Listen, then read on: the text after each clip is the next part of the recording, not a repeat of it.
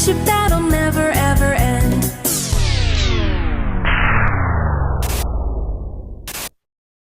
Run!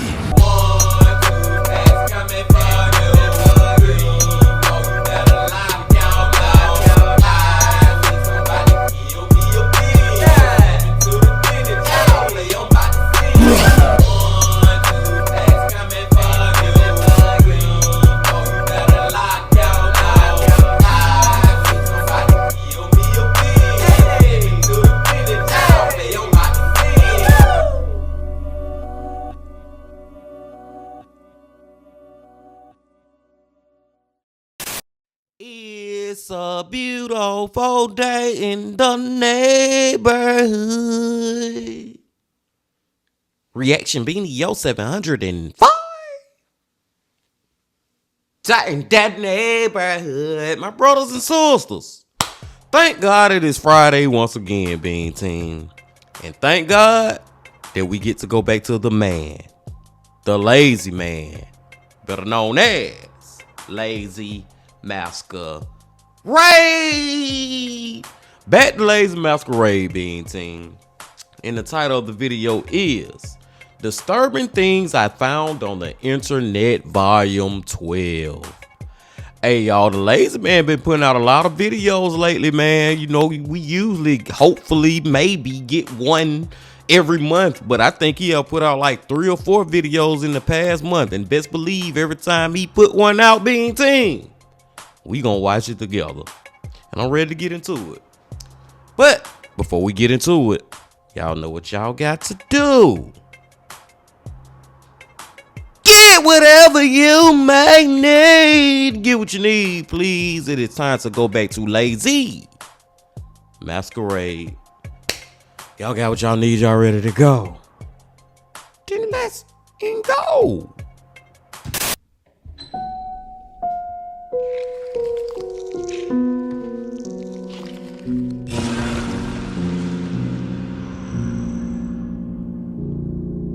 The Lazy.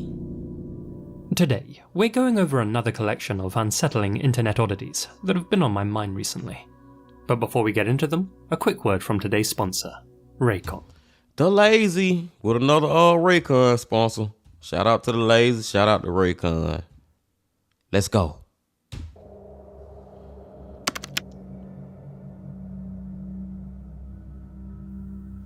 This strange and unsettling rabbit hole was first uncovered by Reddit user Tawny Frogmouth, who wrote up their findings on the Unsolved Mysteries subreddit.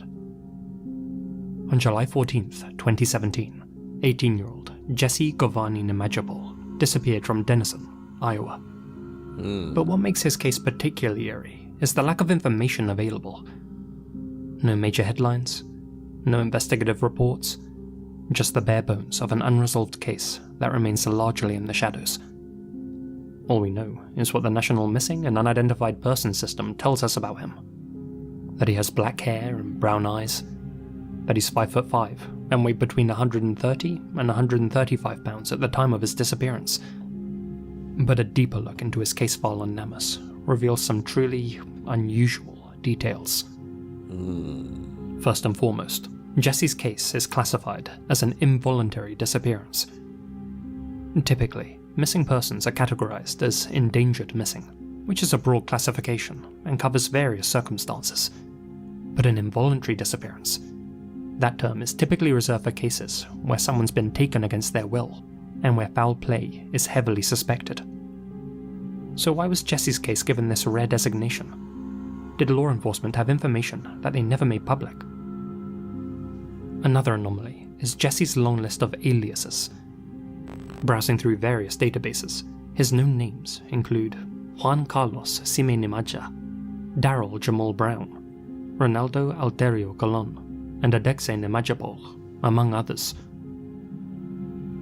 And I noticed that earlier, y'all, from the Lazy Man when he showed that first website, and I looked at the nicknames, and I'm like, damn, he got a lot of nicknames. You know what I'm saying? I don't know. Is this a case where this dude was using a lot of different identities? Is his name really Jesse? I'm just throwing it out there.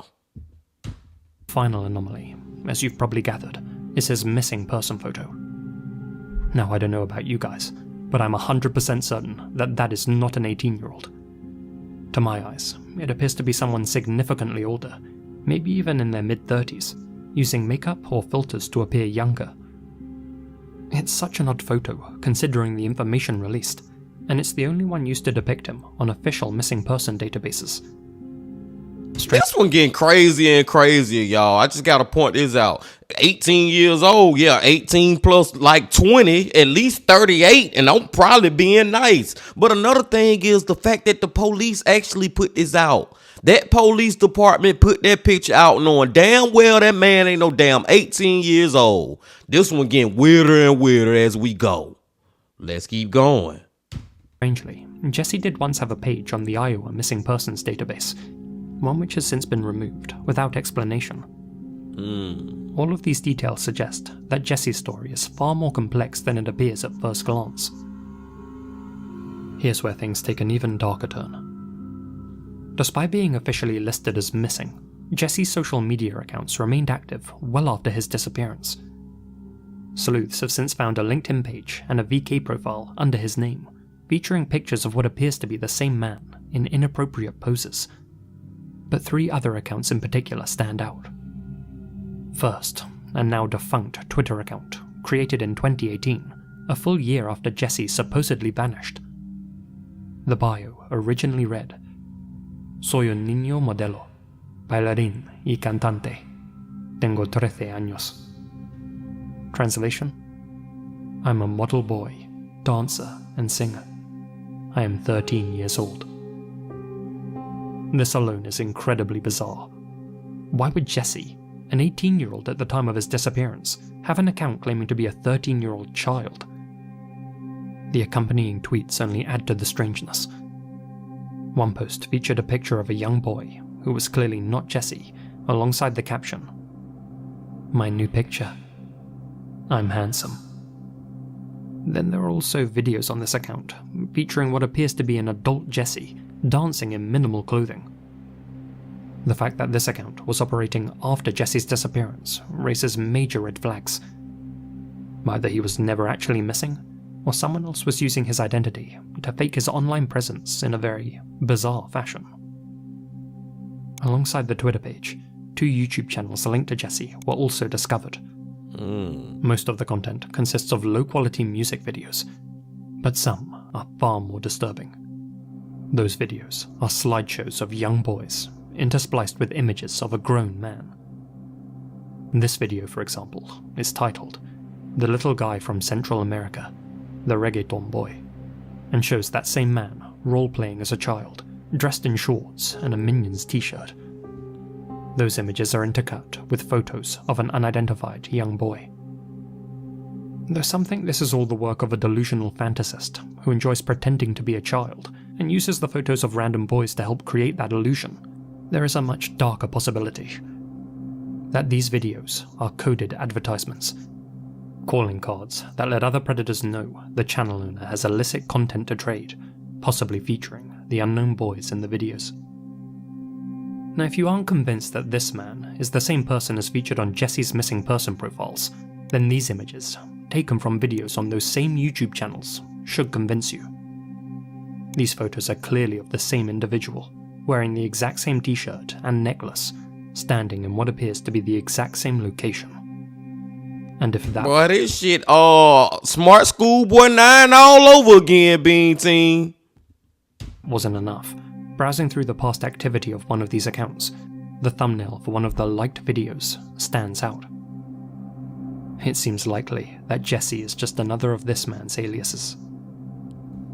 To cover the last of his profiles, in 2021, comments left on the Iowa Cold Case website mentioned that 2 SoundCloud accounts under the names Adexe Now Giovanni Namajapol and Junior Giovanni Paul were both still active and allegedly contained CP. Their bios read, "I'm a child. My parents don't support me, and I sing and dance." If this case wasn't already unsettling enough, here's where things get even more disturbing. In 2018, just 1 year after Jesse's disappearance, a 38-year-old man named Pedro Namajapol was arrested in San Antonio, Texas, on the charge of uploading CP material to Instagram. Looking at Pedro's mugshot, it's nearly identical to Jesse's missing person photo. The facial structure, the cheekbone shadows, the eyebrows, everything matches.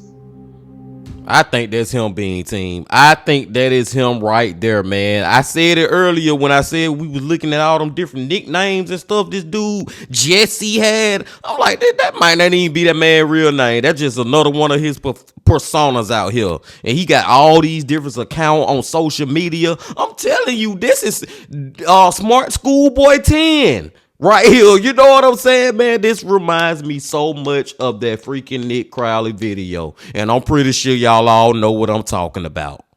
Let's keep going. Some speculate that Pedro may be Jesse's father or other relative. But personally, I think this man is Jesse, and that Pedro was yet another alias. Adding to the mystery, a Reddit user discovered that one of Jesse's other fake identities, Daryl Jamal Brown, was the name of a real person, a man who had died at 24 years old in Texas in 2016. That suggests that Jesse may have been using the stolen identities of deceased individuals to obscure his true background. How he came to get his hands on their IDs, though, remains unknown. If Jesse and Pedro are indeed the same person, which I'm sure they are, it's clear that his 2018 arrest didn't put an end to his activities. After all, he continued posting online under various accounts for years afterwards. There is evidence that suggests he fled back to Central America, likely El Salvador, to escape legal consequences in the US. Given that his known accounts went silent after 2021, it's possible he was eventually caught and imprisoned, or was otherwise silenced by the family of one of his victims. But for all we know, he simply learned to be more secretive when it came to advertising his twisted hobby with the world. The case of Jesse Giovanni Namajapol, or whatever his real name is one of the most perplexing missing person cases in recent history. The bizarre classification of his disappearance, his extensive use of fake identities, and his continued presence online long after he was declared missing, all point to a much larger story than what's publicly known. As of today, the authorities still have him listed as an involuntary missing 18-year-old on official databases. Question is, why? Was Jesse ever a missing person? Or was he deliberately trying to disappear?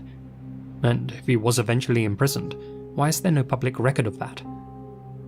Most importantly, is he still out there, hiding behind yet another identity, while continuing to upload sick material to the internet?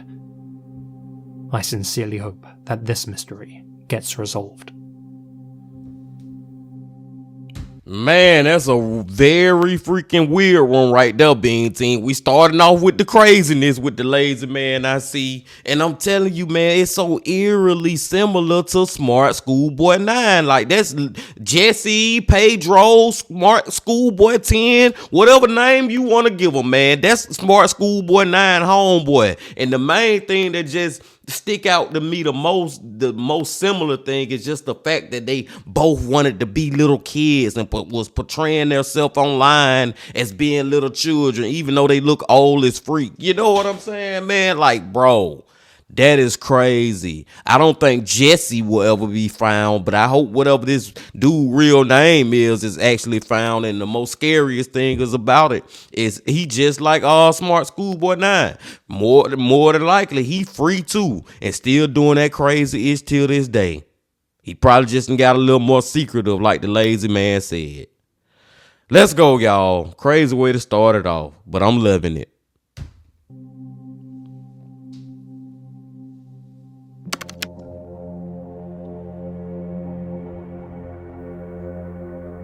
In January 2017, a series of posts began appearing on various 4chan boards, such as R9K, and subreddits like Maladaptive Dreaming, all created by an enigmatic user who went by the name Suki.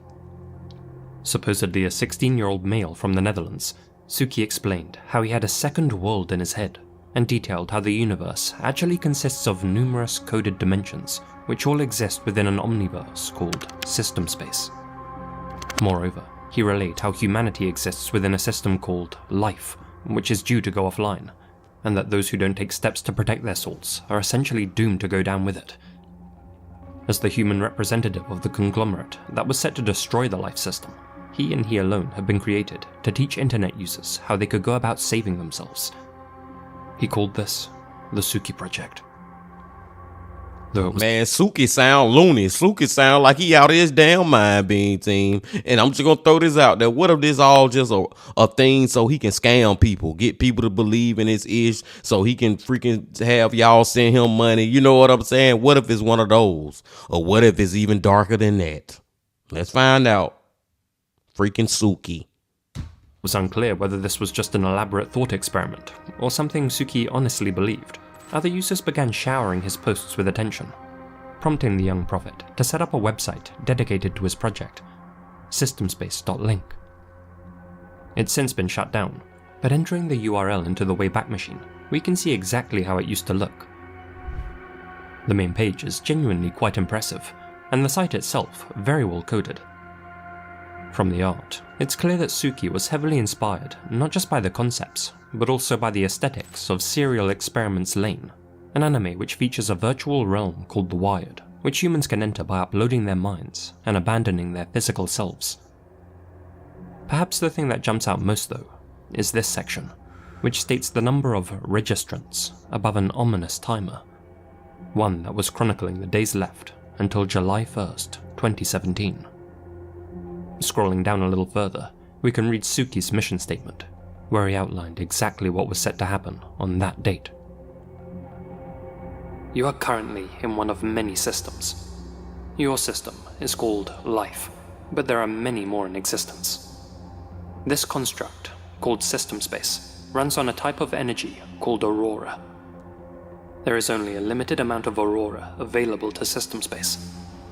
Because of this, we must manage how the systems use aurora and ensure it's being used correctly. If the aurora is used incorrectly, then we reset the system. Unfortunately, the life system seems unable to improve, regardless of the number of resets it undergoes. Due to the openness of system space, we are forced to edit system space in order to correct our path. As a result of this process, life will be unlinked and purged. Immediately following this, activity within life will continue as normal. However, new bodies will no longer have souls, and the souls of bodies that die without having registered will soul shatter. Souls that have registered will be moved, after death, to the LFE system. After 150 years of severance, life will be completely purged. To register, users had to submit a handwritten code and a drawing, which Suki would then use to link their souls to the new system. He claimed that by registering, users, referred to as migrants, would transition from the current system, Life, to the new system, LFE, upon their death. Anyone who did register before the July 1st deadline and later died from old age or other causes would ascend to the new LFE utopia. Their consciousness would be implanted into a new body, and they'd be able to continue living in a larger and more advanced reality, a place where, and I quote, everyone matters. Those who felt It's just so crazy, y'all, man. Like, how in the freak do people believe this ish? Like, how do Suki have this large of a following off this craziness? In a way, this some cult-like ish too, man. Crazy to me. Let's go. failed to register or died before the unlink date would not be able to migrate, and would instead have their souls shatter upon death. Within months, thousands had signed up, mostly fans of Lane and digital escapism, though no doubt a few were just lonely people seeking a community and somewhere to belong.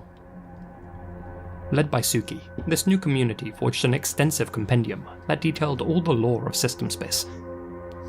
Reading through it, the adoption of Lane as the project mascot was an ironic choice. The anime, which I highly recommend, warned viewers of the risks of being chronically online, and now its main character was being used as the symbol of a group dedicated to detaching from reality. The Suki project gained widespread attention after being featured in various YouTube videos and discussed on multiple platforms. Inevitably, theories began to spread regarding its purpose. On the surface, the whole project was nothing more than a harmless ARG. The more cynical thought it was a marketing stunt for a new game or TV series, with the timer counting down to its release. Some called it a scam, seeing how Suki happily accepted Bitcoin donations to buy storage space in the LFE, and made several $1,000s doing so. But the darkest theory that started circulating was that this was a death cult. That Suki was encouraging his followers to end their playthrough after the countdown expired in order to respawn in the LFE system sooner, rather than waiting for their bodies in this system to wither and give out naturally. After all, Boy, that's a crazy ass goddamn theory right there. And I was on to it, but I wasn't thinking about it like that, Bean Team. And the other theory, well, one of the other theories or the many theories you can have with this one was the scam part. And I do think that is kind of true. Just the fact he was getting all this money, thousands of dollars worth of Bitcoin for donations or whatever. But the freaking theory about what if when this time will run out, he gonna tell all his people to kill themselves. Long story short, story long, and thinking that they gonna come back in the new system, space, or whatever. Tomato, man. Are you freaking serious right now? And if he got thousands of people following him, Being Team, I'm thinking some of these people gonna actually do that ish. Like he got some diehards. If he got thousands of freaking followers on this ish, he got some diehards that might do this craziness. Let's find out. I hope that's not the case, but I'm just saying. Let's find out. why take the risk when, according to Suki himself, developing dementia or brain damage would result in your memories not transferring to the LFE system with you? Indeed, some members on the site's forum began discussing their desire to self-disconnect after the unlink date, July 1st. Suki's defenders highlighted a disclaimer that he added to the website's main page, in which he reminded registrants that they didn't have to transfer immediately, and urged them to live out their natural lives. But his critics accuse him of preying on the mentally vulnerable, intentionally recruiting new members from subreddits like Maladaptive Dreaming, whose users are self-professed excessive fantasists, and sucking said individuals into his own daydream reality. And though on the one hand, he was telling them to stay alive and collect knowledge for their next life, on the other, he'd leave messages like, "I don't want to force you to keep going through life, and if you really wish to die, we won't stop you. If you choose to, let me know beforehand so I can open the ports early." He also told anyone that was planning on transferring early to erase their hard drives and destroy anything that linked their deaths to the project. July 1st, 2017. The unlink date. Well, it came and went without much fanfare. It seemed as if the users who had expressed a desire to transfer to LFE ASAP were simply making dark jokes or LARPing. Some members allegedly passed away following the transfer date, sure, but there was nothing in the way of evidence to link their deaths to system space. But that would soon change. On July 13th, 17-year-old Jake Fair went missing from his home in West Kelowna, Canada. Not having social media accounts or a mobile phone, his family had no way to get in contact with him. When investigators arrived to examine his room for evidence, they discovered that Jake had both erased his computer hard drive and left a handwritten note on his bedroom table. One with 3 letters written on it. LFE. 1 month later, on August 12th, Canadian authorities discovered Jake's body in a wooded area near McDougall Creek. Foul play was ruled out. If the note didn't give it away, it's since been confirmed that Jake was an active member of the Suki project. His own mother would later share a video that talked about system space and how it related to her son's death. The degree to which the Suki project influenced Jake's decision to do what he did is of course unknown. Was it the main factor? Probably not. But did it encourage him to go through with a pre-existing plan? Quite possibly. I think at best, Suki created an ARG with some very irresponsible wording, and things got out of hand. Whether you think he should be held responsible for what happened to Jake or not, he never publicly acknowledged that his project could have pushed his most vulnerable members over the edge. Some of you may remember a 2019 video uploaded by Scare Theatre, in which he discussed the Suki project. Unfortunately, Suki and or his followers went so far as to threaten Scare Theatre into taking that video down. In a later upload, Scare Theatre was able to uncover what he believes to be Suki's real identity using publicly available information. In response, Suki contacted the Fair family and attempted to manipulate them into having the video removed, going so far as to call his sister. Beyond this, Suki has a history of doxing and threatening people, and I wouldn't be surprised if he uses those tactics to silence those who allege any connection between himself, the project, and any deaths that may be linked to it. A CBC show featuring Jake Fair's sister has also mysteriously been wiped from the internet, fueling speculation about whether Suki was involved in its removal. Still, his repeated attempts to cover his tracks seem to have had the Streisand effect. Though archives of it still exist, the system-based website is no more. A whole drama unfolded on the project's Discord server when it became clear the concept had been plagiarized from the visual novel Rewrite, and that Suki was scamming and doxing his users, and as a result, the site imploded. But if you visit systemspace.net today, you'll find this cryptic video. Could this be a hint at the project's revival? Only time will tell.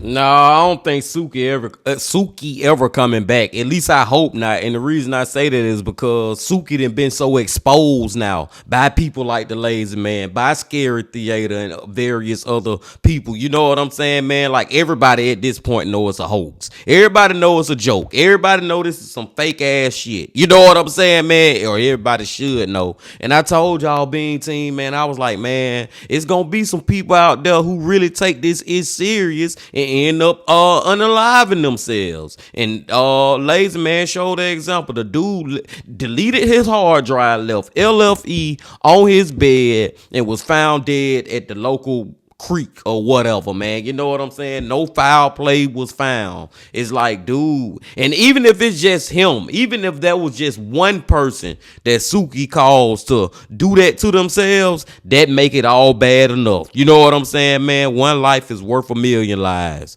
You get what I'm saying, Being Team? So it's like, man, but at this point, I don't think Suki coming back. Not in that way. I think everybody at this point, hopefully, would all know that all that crazy ish was a joke. But it was crazy listening to the Lazy Man give us that. Let's go to, I think, the last one, y'all. I think we got one more. I don't know, though. But let's go.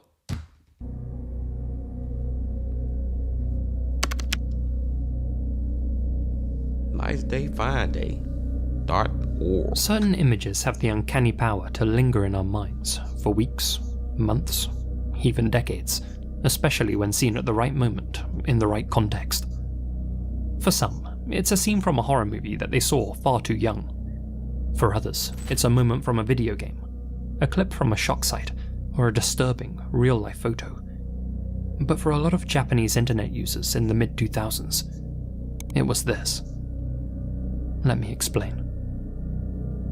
Recently, rumors have begun to surface of a surreal Japanese website said to have been popular about 20 years ago, one that supposedly cursed its visitors.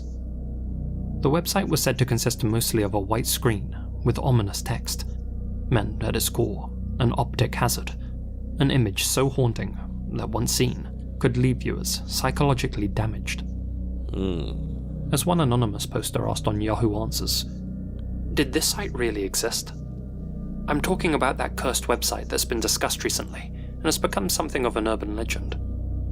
According to what I heard, it contains a picture of a Torii gate. If you see that image and don't find and visit that same Torii gate in real life, a terrible misfortune will befall you. According to rumors, the website in question first gained notoriety in the shadowy corners of the internet, spreading across 2chan in the form of a chain letter. Users would be lured in by what seemed like an innocent feel-good story, only to find themselves clicking on a link that led to a disturbing site. But these days, you don't need to bait and switch people into visiting cursed media. Modern-day internet sleuths will seek things like that out themselves. The problem? None of them knew where to look. According to the urban legend, the site's URL periodically changes, as if the admin is trying to hide it from prying eyes. What makes that unsettling is that the site's creator is rumoured to have already died. Still, thanks to the wonders of the Wayback Machine, all we need to do is get our hands on one of those URLs. Searching through the old Japanese forum, Rocket BBS, fellow YouTubers Tara A. Devlin and Adam New discovered a bulletin board where users were discussing the horror game Siren, a cult classic from the PlayStation 2 era. But noticeably, one conversation branched off to talk about a different subject. On August 2nd, 2005, a user named Asuka made a thread titled, "I have a headache," and dropped what's believed to be the first known reference to our elusive site. This site makes no sense. I don't know what the intention was, but it makes me feel uneasy when I look at it. It may be okay for people who don't mind Siren. It might be a virus, but could someone please tell me what kind of site this is? nicedayfinday.org. Responses flooded in almost immediately. It's so disgusting. I feel like I'm going crazy. Even if you're okay with Siren, this site is not good for you. If you enter, you may regret it for the rest of your life. Well, it's a top-of-the-line creepy site, but what's its purpose? I'll look into it more thoroughly. I need mental strength. Yeah, I feel like I'm cursed. From what I've seen so far, it's one of the most dangerous sites. I remember. Apparently the administrator of that site was bullied in the past, so he started cursing people and making it public in that way. By the way, the people whose names are written in red in the Mabo page have already passed away. I don't know how true or false that is, but I think that's what happens. That's crazy. The same name as me was on that list. I feel really bad. It's too much.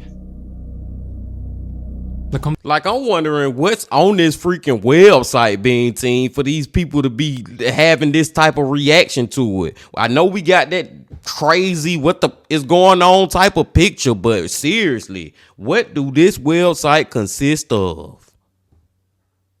Conversation continued, with most users focusing on the so-called Mabo page hosted on the site. In this case, it was said to contain the names of those who had been cursed. Other responders mentioned that they had found a website with a similar URL, which contained photos of real dead bodies, and speculated whether they may be related to the Mabo list. So, headaches, a death note, instant regret. With so many descriptive warnings, only an idiot would consider peeking behind this curtain.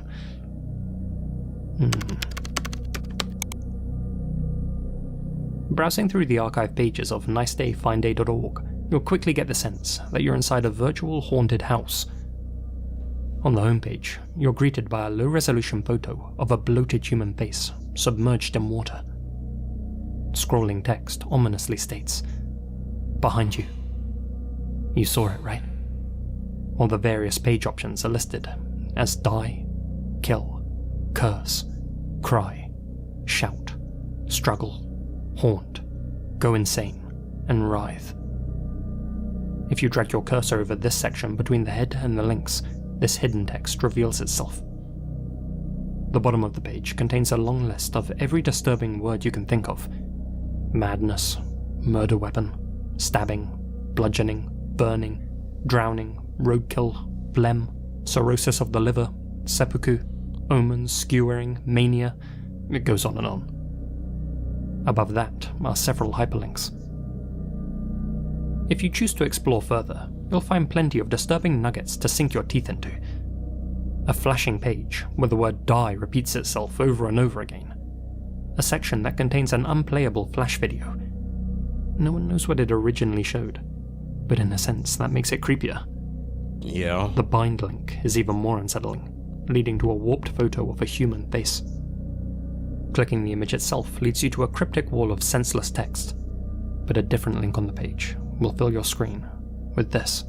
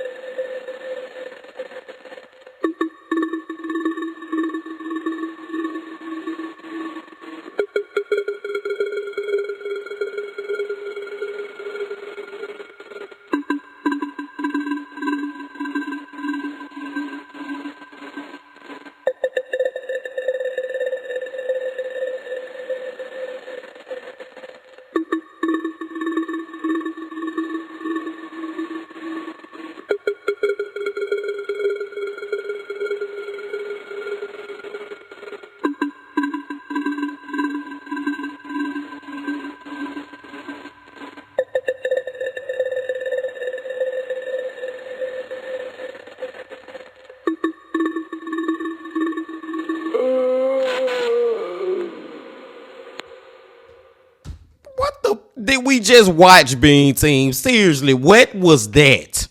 If I had to describe that, I wouldn't even know how to do it. What the fuck? Clicking the fabled Meibo link brings up the administrator's personal death note, a list of names in katakana, some written in white, most crossed out in red, indicating that those individuals have already passed away after being cursed by the website. Which brings us to our final Easter egg, hidden on the landing page behind the submerged figure. Year by year, a man's head rises little by little from the bottom of the river. Ironically, by clicking on it, you'll only be pulled under. This is where the Torii gates have been hiding. Beneath the image of the gates is text which states, "I'm called. Curse, curse, curse. You too." You too, indeed. Because now, if you don't visit this exact location in the real world, your name will end up on the Meibo list. And with hundreds of thousands of Torii gates scattered throughout Japan, your prospects are looking pretty bleak right now. And thankfully, you don't need to be an expert geoguesser to save yourself. To demystify this urban legend, these gates have since been identified and can be found in the Hanazono Jinja, a shrine in Shinjuku, Tokyo. The site's creator simply sourced this image from the web and posterized it. And in for a penny, in for a pound, the origin of the submerged head image has also been identified. It's a photo of a river ghost, taken from the cover of Aiko Gibbo's horror document Psychic Photo Collection. And that head itself? It's probably just a duck swimming in front of a rock. As for Nice Day Fine Day's creator, reports of his death were greatly exaggerated, and in 2023, he responded to an article written by the Suburo. According to him, the site contained a script that attempted to display the visitor's computer username on the Meibo page, creating the illusion that their name had been put on the death list. A fun gimmick which apparently hardly ever worked. He also said that back in its original state, the website had a lot more creepy details that have since been lost. The white background was formerly filled with the image of a Jizo statue. Some sections of the site had ominous music playing, and if you looked at the image of the Torii gates for too long, an onake would fly out and jump scare you. As for that rumor that the URL changed multiple times, well, that one was partially true. An earlier version of the website did exist in 2003 under a different URL. In the creator's words, "I originally made the site on Magic Island, but it seems to have been reported by someone and deleted. So I rented another server, and the old site, Nice Day, became Nice Day Fine Day." Rumors of it continuously changing URLs likely began after the domain expired. Unfortunately, Nice Day Fine Day is no more, but it's a great hidden gem from a simpler internet era that thankfully has been partially preserved. As I saw one comment put it, it's a cursed website that now exists as a ghost in the Wayback Machine. Originally, it was created to scare people who stumbled upon it, but as time passed, its use of Flash turned it into a time capsule of sorts, a relic of times gone by. And now, instead of being scary, it's almost a nostalgic reminder of the past, something its creator likely never anticipated. True. So now that you know it was all just a bit of fun, you can sleep safe in the knowledge that you don't need to book a flight to Japan to lift the curse. And given today's airfare prices, that might just be the greatest horror of all.